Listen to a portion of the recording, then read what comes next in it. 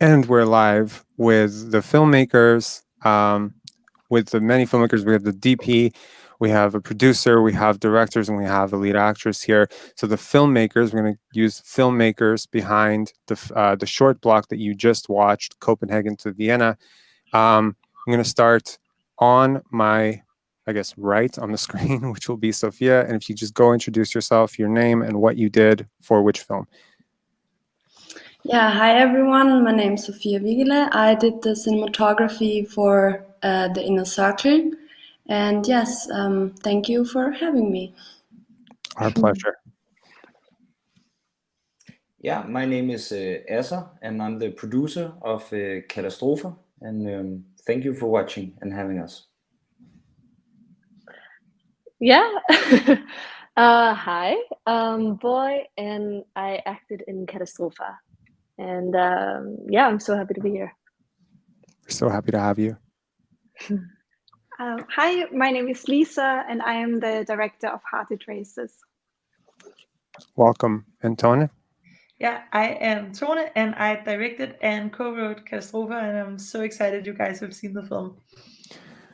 We're so excited that films like this exist, to be honest. Such honest films, and they're not the same, obviously. There are themes, obviously, that unite the films, but they are all different, exploring different subjects. So let's get into that, and let's start with a first question for Sophia. The cinematography in this film, in the Inner Circle, to me was probably, if we don't have a cinematography prize at Pendance, we don't do that, but it would be right up there as one of the best. Incredible cinematography. I think if you have visual literacy sense as a filmmaker, you understand just how difficult it is to do what you did with this film. So let's talk about your process with Julia and just the collaboration with her, and what drew you to this project. Let's start with an easy question. Yeah, well, Julia and I, we studied together at the Film University in Vienna, like Lisa. And so we've done projects before. And the way Julia approaches a script or a topic isn't so much, I guess, about plot orientation. It's more like she's trying to capture a feeling or something, you know? And so our last project was some time ago, and she sent me this script, and I was just, I don't know, I kind of felt this is something I can relate to, the feeling that she's trying to describe. You know, it's a very, what I liked is that it wasn't about whether or not the person that is the main character, whether or not she's likable or not, because what we tried, or what the attempt was, to paint a picture of these feelings that are irrational and that aren't always nice, but they're relevant. In terms of, you know, fear of being replaced and not being able to be generous towards another person that is kind of like intruding into your comfort zone and your space. So I liked the challenge when I read it of translating this complexity of very subjective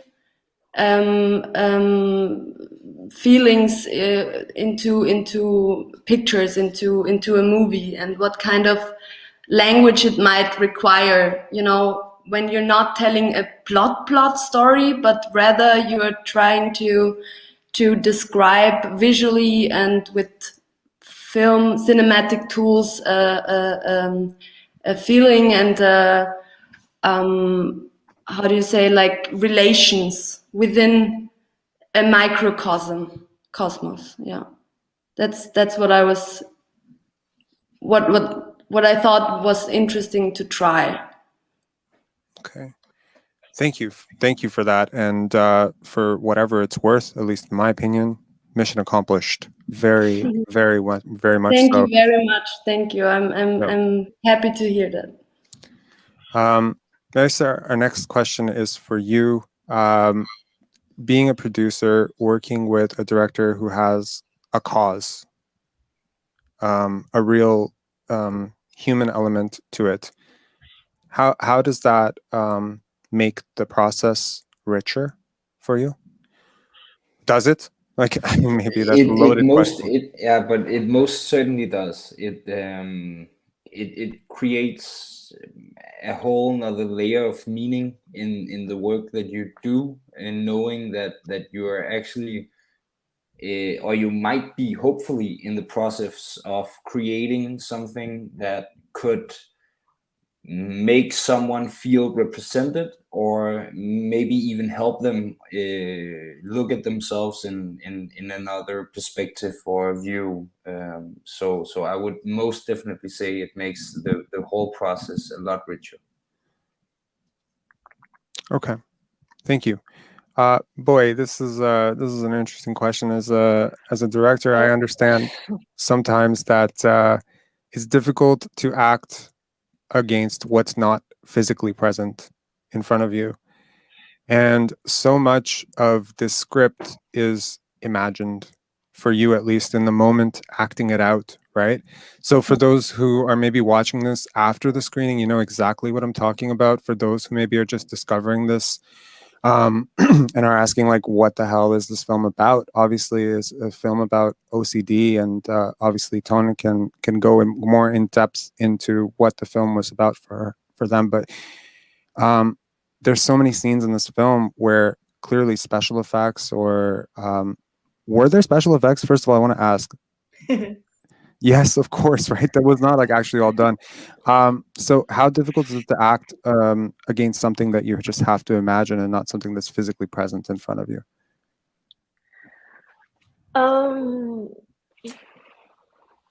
When you're thinking like the things that aren't physically present, what are you thinking in particular?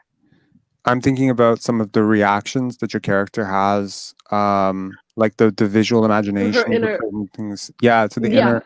And sort of to her because inner life. because in the concept of the film assembly, these moments are structured in time, like in real time. So you're reacting, and then we're seeing what you're thinking, and then you're reacting, and we're seeing what you're imagining.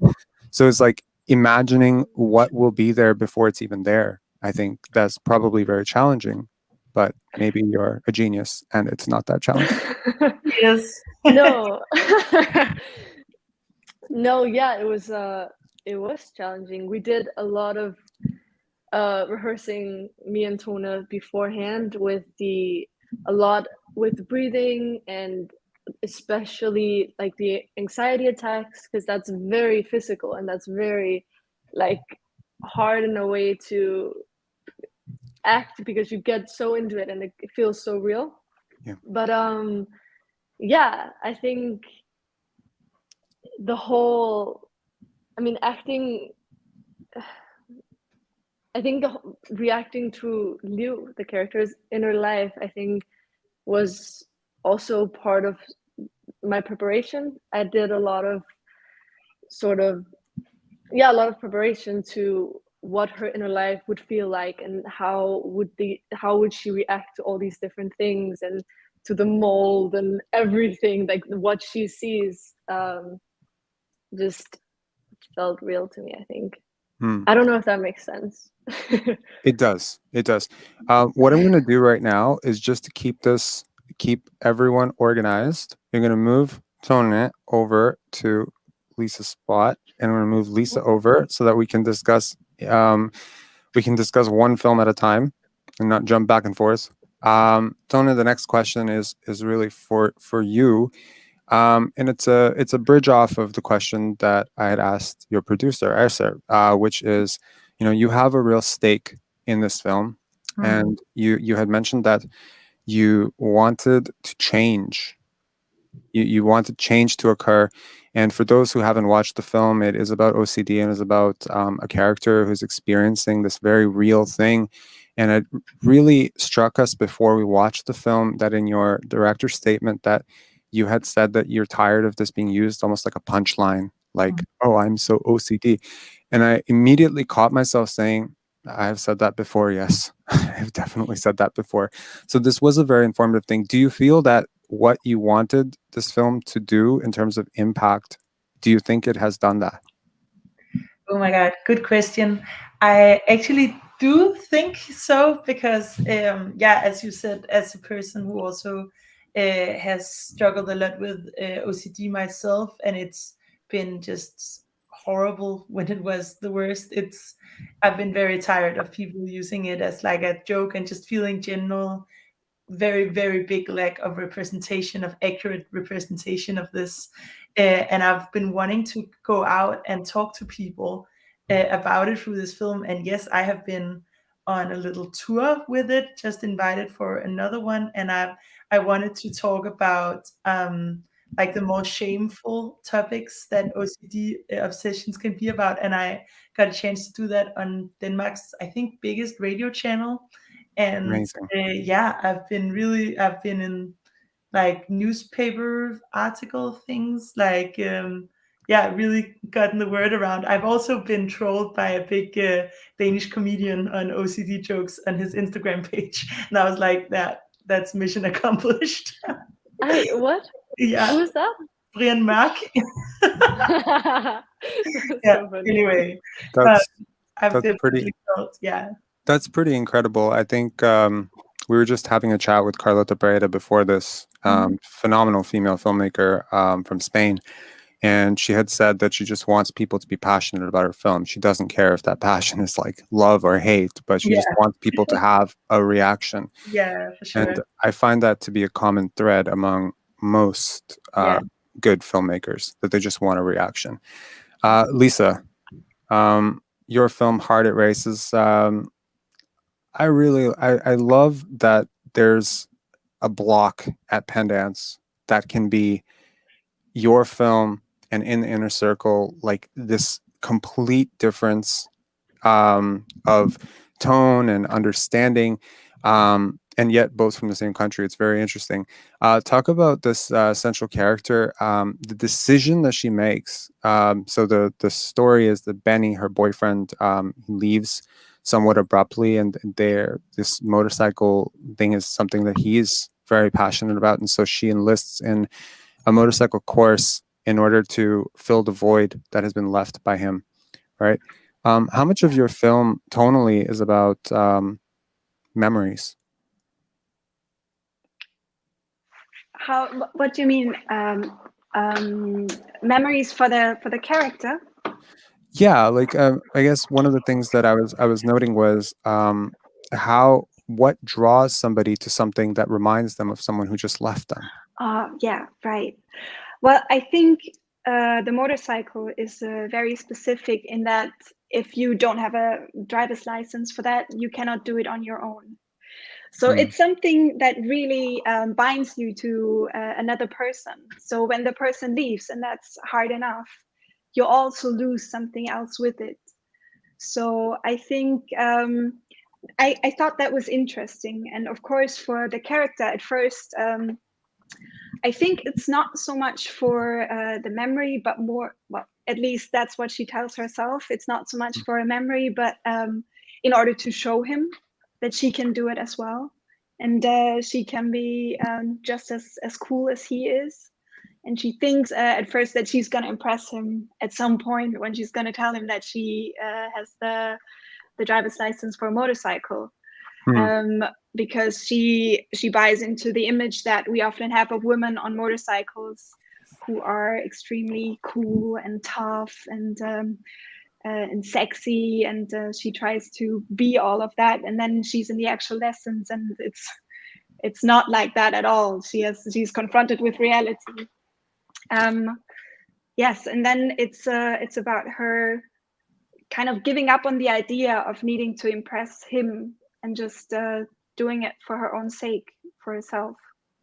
Well, I'm really glad that you touched on that, because it's on the one hand a very specific story, right? It's a very specific story. There's a specificity there of motorcycle girl, guy in this particular country, and yet the message is so universal. like everyone who has probably seen it at this point, it just screened like an hour and it just screened, it was the second film in the block, so it screened about an hour and a half ago.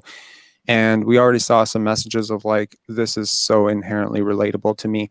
And you don't have to have ever driven a motorcycle, I think, to ever understand what this character is going through, because there's just enough room and just enough quiet moments in this film for someone to understand how this looks like in their experience, in their life. So talk about the concept of making something very specific into something that's more universal and understood. It's something that I just try, or maybe that's what I want with all of my films. At the end of the day, I want people to be able to see it and then relate it to themselves, and then maybe feel less alone in a moment that, or in a state that they're in, or with something that they've experienced. And I think also with very specific things that happen to you, there's always, in the moment that it happens, it's not very funny. It's not something that's that you can laugh about. But then after some time passes and you are able to tell the story to people, it becomes more and more humoristic in a way. So you can maybe watch the film and then look back at something that happened to yourself and just maybe smile about it and be like, well, yeah, I know that feeling. I don't know if you can plan that, actually. I'm not sure if I write a script, if I can plan it to be universal. But I guess this is what connects us all in some way. And if something touches you this much and that you want to make a film about it, then there's always some universal part in it. Thank you for that. My next question goes to Sophia, and it's the stark juxtaposition in your camera movement.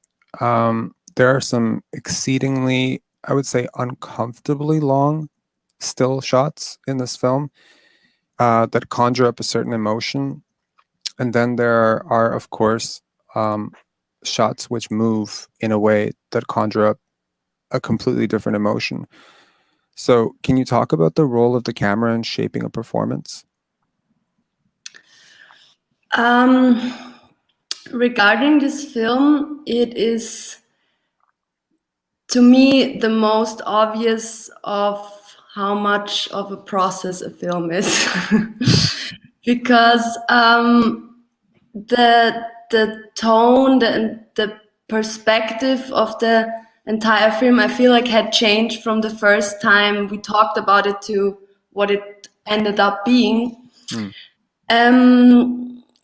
So I would say that what the result is a strong mixture of what I felt was necessary and what Julia felt was necessary, and it kind of, that was the result. But what was for me actually one of the most important things with this movie was to think about perspective, like the visual perspective of things. Because as I felt, this wasn't a movie that is orientated on information or plot information. It is a very subjective perspective that I need to try to communicate with the audience.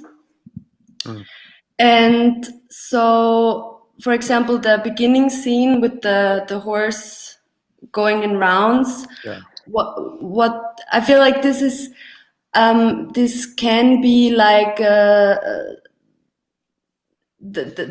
intro kind of, or that was the plan, sums up on how the tone and the perspective should be. It's something that kind of puts you into a strudel, we say in German, in like something you can't get out of.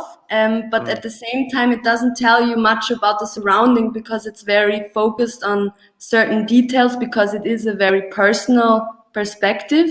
It's not one that stands outside and tells you what the setting is. You're right in there. And then there is this intruder. And the intruder is still and far away. So there's like there's a mixture of perspectives. I feel like was the approach, and I feel like my approach was trying to be more subjective, and Julia tried to be more distant with her approaches to the visual language, and so that's kind of how we met in the middle. Yes, but it was something that really developed during all of the process. Yeah. Thank you for that. Sir, like we have I'm more of a distribution side question. You know, as a producer, right, you have to assess a project's viability to some degree. There's so many things that a producer does. Can you talk a little bit about your role as a producer on this film? And, you know, because there are so many different types of producers, creative producers, technical producers. So can you talk a little bit about your specific role as the producer on this film? Was it like completely all encompassing? Was it very specific? Well, I would at least like to believe so, and then Tony can maybe say otherwise. but no, That I confirms actually it. I actually feel like that when Tony approached me with like this idea for a film, it was pretty clear to me that all I had to do was to support her vision and like to do my like utmost to make this vision come alive in a way, and it's the film is obviously about a topic that's really close to Tone, and it's not really close to me. So in a sense, I had to like find other ways than in the direct story to like support the making of the film, and I think I did that in many ways, but at least one of them was to like create a panel of like young people where some of them had OCD and some of them Right? Half of them had, yeah, half had. had OCD, and the other half had were just young people, and then we like collaborated with them and then involved them in the process of the making of the film. Okay. And just in terms of how actively have you participated in the festival distribution strategy and just the general distribution of this film? I would say it has been like me and Tone likewise. That has been like the head of this. Okay, so I guess I can ask you this question and leave more of a directing question for Tone. And I guess my question would be, what, first of all, this is not a film that, you know, earlier today, someone had mentioned on Instagram, I see films at Pendance that I don't usually see it in other North American film festivals. And I feel this every year to be the case, that there are absolutely films that we will program because they're incredible films. But due to language, length, et cetera, a lot of people don't. So how consciously are you approaching festival bias when you're making festival submissions? And you can be as honest or as politically correct with this response as possible, and so as to not alienate anybody. But I want to just preface this by saying that I think that there's a gap here, okay? And I specifically think that it impacts European countries. I think it impacts Australia. I think it impacts a lot of countries where you have brilliant filmmakers who are, you know, incredible. Like when we see films from the Czech Republic, Bulgaria, like Romania, sometimes you're like, wow, this is incredible. The problem is the festivals that can actually accept these films usually are top-end international film festivals like Rotterdam, Berlinale, and Sundance, etc. And those festivals only have a certain number of slots. So then the rest of the festivals in this world that generally occupy some space of makeshift international film festivals versus local regional film festivals generally are speaking more to their local audience. and it's a little bit of a difficult sell sometimes for a local audience to accept that they're going to watch a 30-minute film in Dutch. You know, sometimes it's a little bit tough. So just talk about how consciously you approach that, because I've had off-record and on-record conversations with other filmmakers, and they say, absolutely, we are aware of this, and we consciously approach this. Yeah, well, I think we are quite conscious about this, and in that sense, our film might end up in like a non-space in some cases, I think, because it's a film targeted for youth, but it's like not a children film. So like festivals, children festivals, our film can be too scary, I would say, and there's not like, so in that sense, I think sometimes our film might end up like in, it's not either or, if you can No say man's that. land. The Yeah. concept is no man's land. Yes. Yeah. But then again, I think we're also quite fortunate because Tone has had like quite a nice festival run with her previous film. So like that has opened a lot of doors as well for Katastrofe. Okay. And that's just really nice. Like, absolutely. No, I mean, I think festivals function as a, you know, as a facilitator for distribution on some level, especially internationally. And I think that my piece of advice to festivals is be a little bit more open-minded, perhaps. But Boy, the next question is for you, since we are rotating down. Talk about the pressure of leading a film this way. Maybe you don't see it as pressure, but you're present in almost every single scene, if not every single scene, and the film is so solely focused on your perspective. What was the most challenging part of accessing the script, and did this panel that Esser and Tone have, did that help you as well? Yeah, I got to talk to two different people from the panel that sort of told me about their experiences and with OCD and anxiety, and that was very helpful. And Tona was really good at helping me with documentaries and books to sort of get into the mindset of, to a strong mindset. But the pressure, what did you say? The pressure of Just reading being the film. so present, like it's your performance. If your performance doesn't work, the film does not work, like at all. Okay. Yeah, I don't think, it's a good question. I did feel pressure in aspect of, like, I really wanted it to be, I wanted my performance to be truthful. So, and since it's, you know, it's OCD and it's anxiety and it's so serious and it's a bit scary, but I felt very safe in the hands of Tone, because obviously also because she's amazing, but because she's had these experiences herself and she could help me a lot. But I think otherwise, no, I didn't really think about it when we were shooting. It was so intense, so it was just like, yeah, just like shooting and then a mental breakdown here and there and then back on the horse again. Absolutely. Next question is for Tone. The question I have for you is, are we allowed to tell people how old you are? You're muted, by the way, FYI.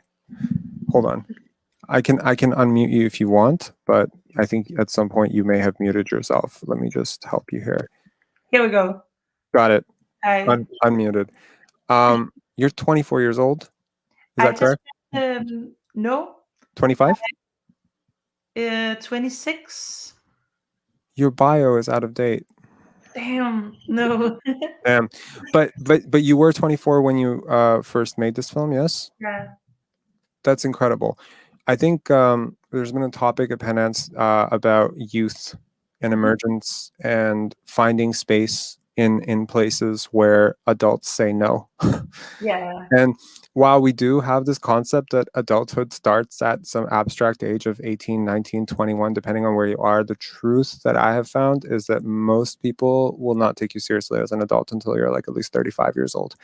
Oh my God, yes. There's so many baked in expectations. So, Yeah. Laura Lemus, the director of Sweet Disaster, German film that was at Pendance, she said, I had asked her this question earlier about what advice would you give to yourself before making this film if you could talk to yourself again? And she said, basically, something to the effect of stand up for what you believe in and take up more space, you know, like have that presence of conviction in your own idea. And Carlota just echoed the exact same sentiment. I think how difficult is it perhaps to be a younger filmmaker and have that expectation that people have of what being 24 is like? Yeah. I for sure have had experiences with this. It's funny you ask this because I feel like I'm old enough now that I shouldn't be talking about being younger than other directors. But I guess I have to update my bio. But I've definitely had experiences with this. When I got into the Danish film school, I was 21. And a lot of the other directors were, I mean, I was the youngest in the year out of all the students. And I definitely felt pressure both on my age, but I think also on my gender and maybe also being queer. I think it felt like there was a lot of identity put onto me, like, oh, I was the young lesbian director somehow, and all the older guys got to be more blank slates. And yeah, I definitely felt like I was afraid people were not going to take me seriously, which made me kind of go the opposite way and like shout louder and stand more on my opinions, in a kind of fearful way, which wasn't great for collaboration. So I've like over the years I've learned to like lay back and just accept that if people have a problem or not going to take me seriously, I'm just going to not work with them and just work with people that I feel respected from. Yeah. I think that's really beautiful and a really great way of looking at it. I think yeah, that's, you're right. The thing that you said about blank slates, Yeah. that a lot of people, that is the actual privilege that we sometimes don't talk about. We talk about money privilege, but actually the identity and self identification element is the most the biggest privilege that a person could have, you know. Yeah, for me, like I'm a white person. Like that's a privilege that I have. There are some people who also have to represent like a whole other community on top of maybe being young and female and queer and whatever. Like there's just some things that some people, including myself, don't have to think about. Yes. Can you talk about the how consciously you approach the sound design of this film, because it is unnerving, actually, to some degree. No, I mean, I mean this in the best way. If someone's watching this and say, "Oh my God, unnerving," what does he mean? It's wow. I'm going to follow this up by an even worse statement. It's like it makes you physically ill. It does, but it has that quality, and it is through the sound and through the visual. So, did you have that in mind right at the script stage, or is this something you found more in a collaboration with a sound designer? We definitely worked very consciously with the sound. I think the sound element is the single element in this film that I have spent the most hours on, physically. It's been such a big process making the sound work, and I'm so proud of Matthias, who's done the sound design. And this is our second film together, and he's just so talented. And yeah, we were very, very conscious already from the beginning in the scripts. We were talking about what is this going to sound like, and we were like trying to come up with what is a nasty sound and when does it get too nasty. And like, for example, when the mold was growing, the CGI mold on Anna's face, we were like, what does that sound like, because it doesn't look like slime. And I got this image, I was like, okay, it's mold. I was like, what if it's a whole room of just decomposing bodies? And then we came up with a sound which is like a small pill dissolving in water, like how a body decomposing would dissolve itself, and then the sound of flies at the same time. And the combination of that was just so gross. So we had to come up with like abstract, gross sounds. There's also actual footage from inside of bodies, which was a thing Ezra made happen. There's like real gastro surgery, whatever, like things in the film. Unbelievable. Yeah. We actually have a question here for Lisa from the audience, actually. So Boyna is asking, I wonder if the lessons start with suffering but ultimately become cathartic. Yeah. Yes. I think that's what happens in this case. I think that's often a starting point, right? You are frustrated with the current situation, and then you try to figure out how to maneuver out of it, and then you take some wrong turns or some turns where you think that's the way to deal with it, and then in the end you find your own personal way that makes you even stronger. Because I'm also at the end of my film. Can I spoil something? Is it okay if I talk about the ending? Should I not talk about the ending? Okay, maybe I rephrase it.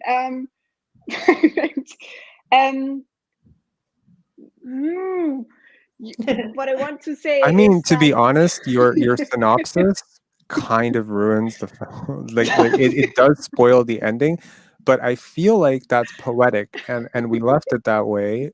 We didn't correct you on it because I think that emphasizes how much this film is actually about the journey and not the destination. yes, Yeah. exactly, and So that's the why the ending is not final relevant.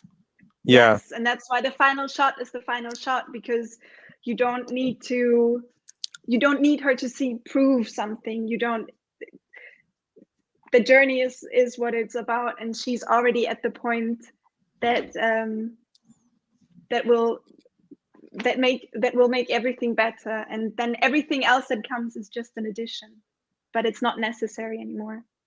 Hmm.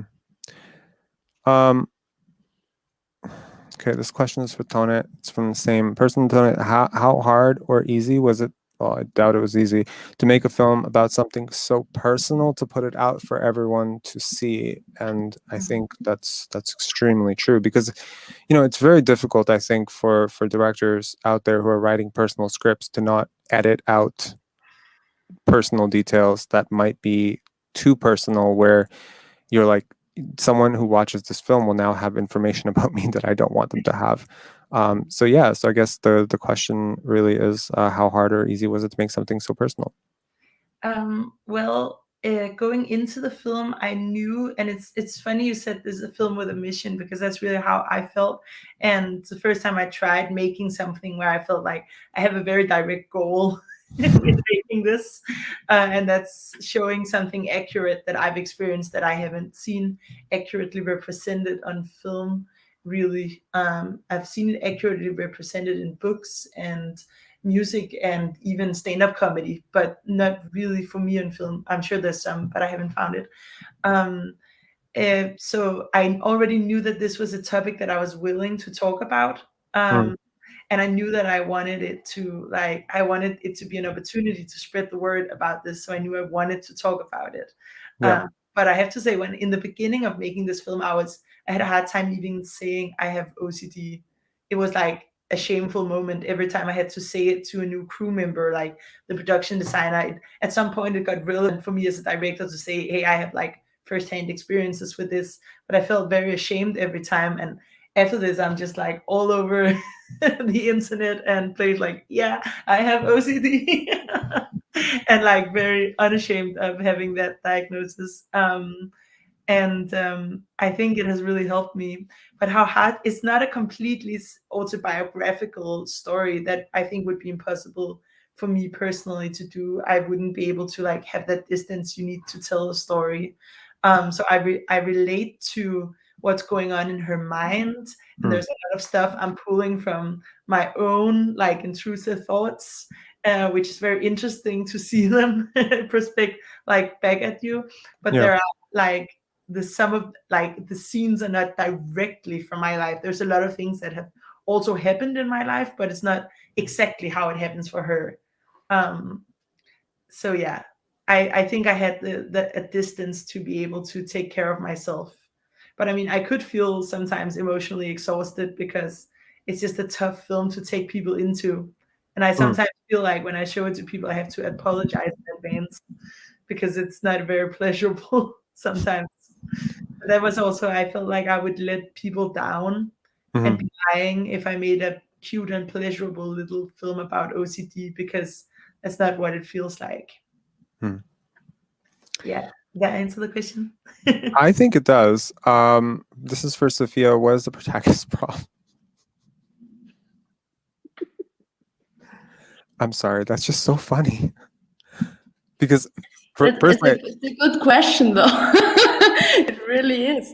it's just the way it's worded. It's just so funny. It's just so Americanly direct. You know, it's like, what's your problem? Get over it. It's a horse. Like, come on. Yeah. Okay. I mean, I think you just said something very, very important, Robert. There is no problem.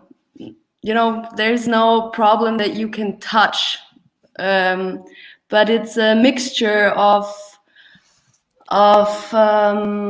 it's irrational.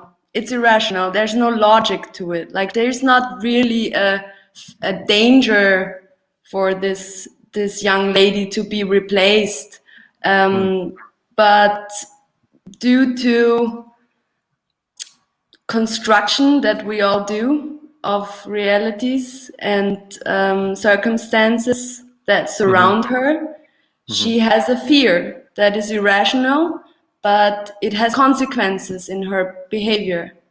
And therefore it is relevant, and it is to be looked at, I think. Can I offer sorry, can someone turn off their audio? Because I'm hearing playback.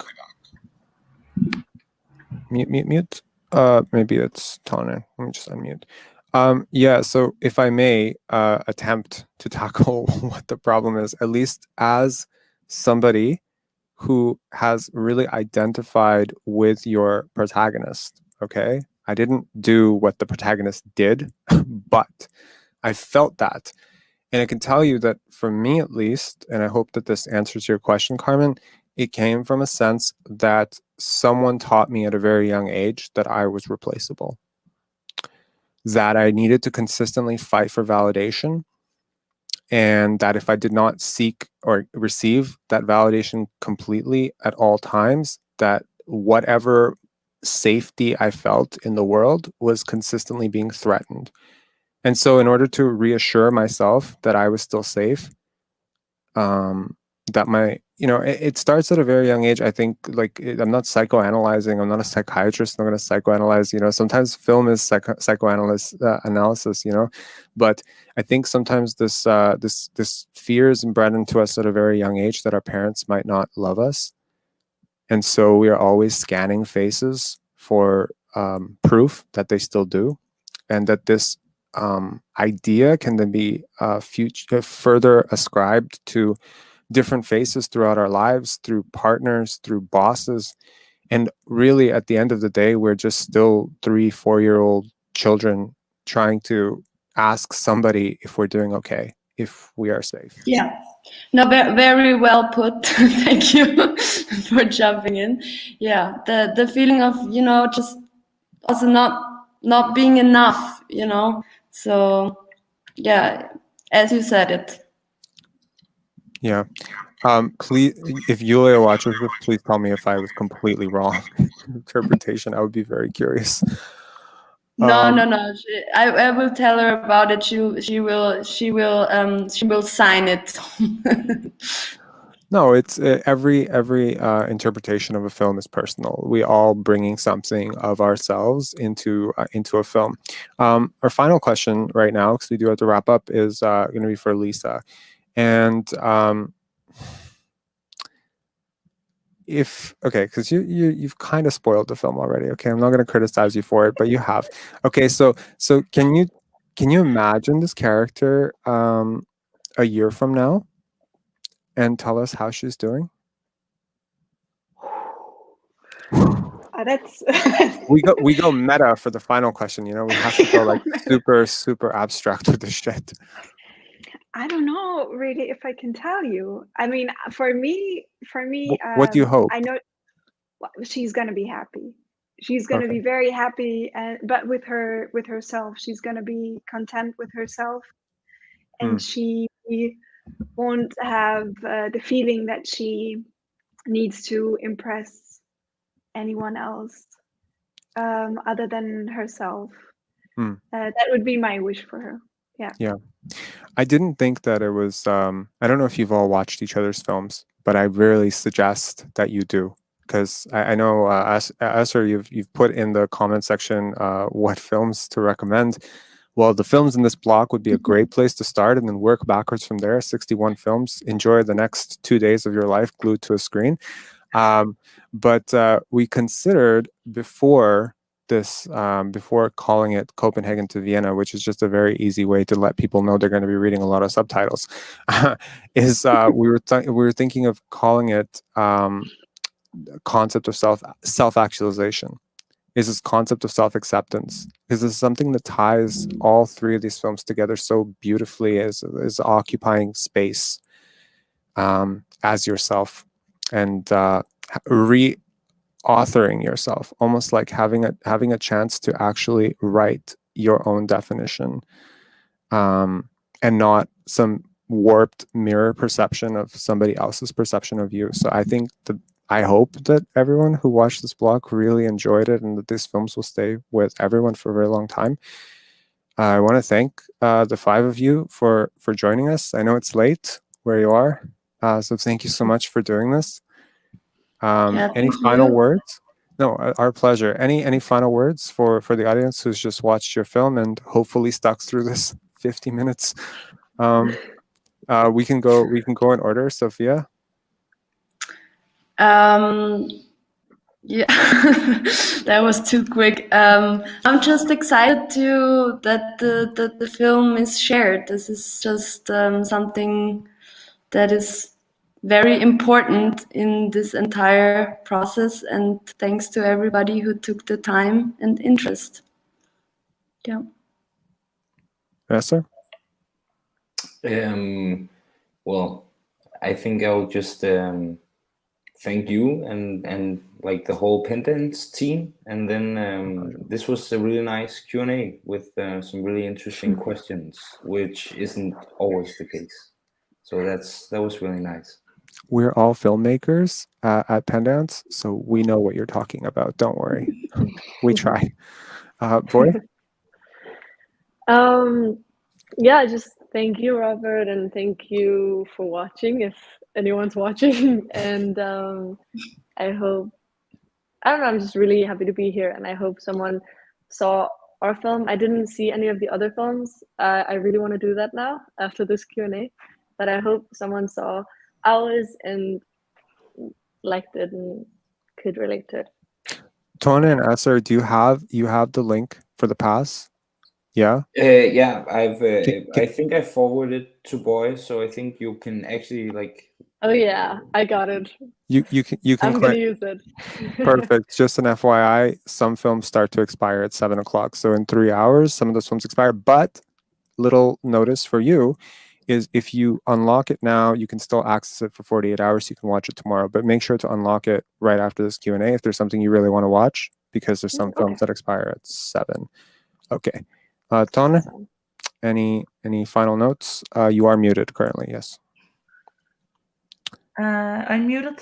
You're unmuted now. Yes. I want to say thanks for seeing the film, and if anyone's watching this, if you have a friend or family member, someone going through mental illness, reach out to them, ask them how they're doing. Next time you see them, don't be afraid to talk about it, because that can really help the person and break down the stigma. And Lisa.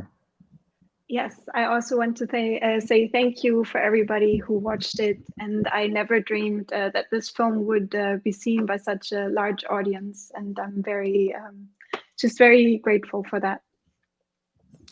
Well, we are grateful to all of you for exhibiting your films at Pendants, and for making these incredible films. We know as filmmakers sometimes that this process of making a short film can sometimes be a 2-year, 3-year process, and then the process of distribution. So it's like how do you not take seriously potentially 5 years of someone's life? And not just someone's life, it's like so many people. So it's like, it's incredible. Anytime a film is made, it's a bit of a miracle, actually. So thank you for your miracles and these films. And I really hope that Canadian audience can embrace them. Thank you. See you all. Have a good night. Thank you. Bye.